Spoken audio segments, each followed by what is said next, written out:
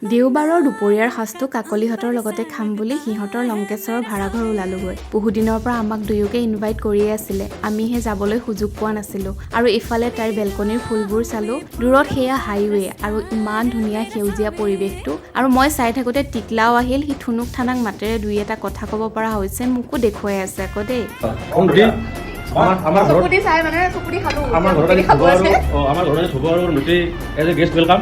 মই মুখতে কৰিছোঁ, বঢ়িয়া হৈছে। আমাৰ কি আছে আজি বুটৰ দালি, লোকেল চিকেন আৰু এই বিৰিয়ানী আৰু চালাড। এই নৰসিংহৰ পাতৰ বৰা বঢ়িয়া। আপোনালোকৰ আছে ভাজিটো পোৱাই নাই। মেডি চেডি নিদিলা? এনজয় খাই লৈ ক'বা।